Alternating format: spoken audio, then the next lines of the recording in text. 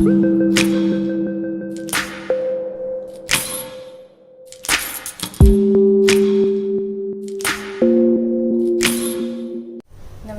कृष्ण जन्माष्टमी की ढेरों शुभकामनाएं। आप लोग जहाँ पे हैं खुश रहिए, स्वस्थ रहिए। कोरोना के इस काल में कृष्ण जन्माष्टमी का त्यौहार भी आया है और हम सबको प्रसन्न मन से मनाना चाहिए। घर में रहिए, मनाइए और कृष्ण और राधा की पूजा कीजिए और प्रार्थना करिए कि हमें इस महामारी से मुक्ति मिले और हम अन्य वर्षों की तरह आगे के वर्षों में कृष्ण जन्माष्टमी मनाएं। जैसा कि वर्षों से मनाया जाता है कृष्ण जन्माष्टमी और भाद्रपद मास की कृष्ण पक्ष की अष्टमी तिथि को मनाया जाता है ये। और इसमें देखा गया कि जहाँ आधा पक्ष कृष्ण में रहता है जिसे कृष्ण रूप मानते हैं और धवल रूप चंद्रिका जिसे राधा के रूप में मानते हैं।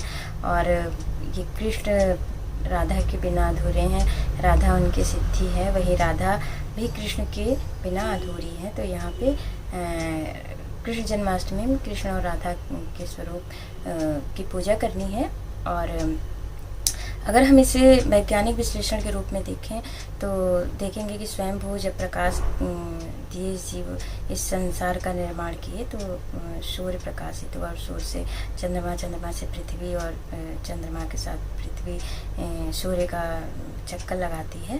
तो अगर सामान्य रूप में देखें तो कृष्ण में पूरा चराचर जगत है। और अगर विभेद के रूप में भी देखें तो आत्मा सूर्य का कारक है, सूर्य और वो मन के कारक के रूप में चंद्रमा के साथ जाता है और ये पार्थिव शरीर को प्राण देता है जिससे हम अपने जीवन को जीते हैं।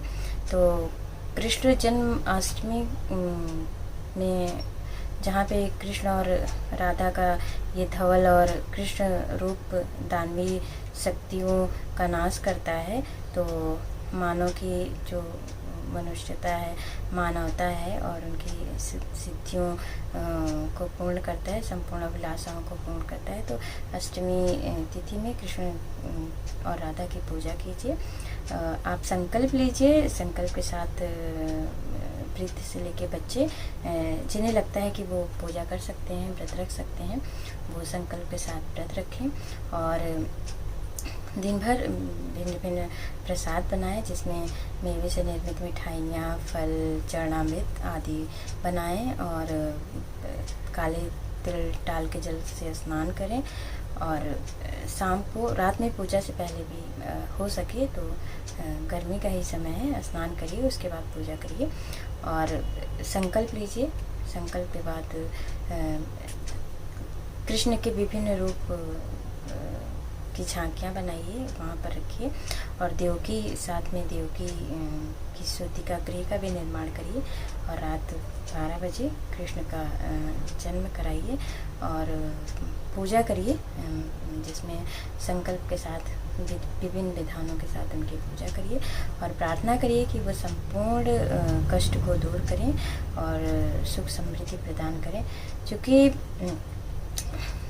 कृष्ण और राधा की जो ये पूजा है ये संपूर्ण कष्टों को दूर करती है। तो आप माना जाता है कि विशेष पूजा जिनको संतान सुख नहीं है, जिनका विवाह में विलम्ब हो रहा है या शारीरिक कष्ट है, तो विशेष पूजा भी कर सकते हैं और जिससे इन सारी समस्याओं से मुक्ति मिल जाएगी। और एक बार इंद्र देव ने नारद मुनि से पूछा था कि मुनि श्रेष्ठ ये बताइए कि इस चराचर जगत में कौन सा ऐसा व्रत रखा जाए कि जो संपूर्ण क्लेशों से तो मुक्ति देगा, अंत में मोक्ष भी प्रदान करेगा। तो उन्होंने कहा था कि कृष्ण जन्माष्टमी का व्रत रखें क्योंकि कृष्ण को पूर्ण अतिरिक्त महापुरुष माना गया है। उन्होंने संपूर्ण जीवन का क्रमिक जीवन जिए हैं, इसलिए उन्हें माना जाता है।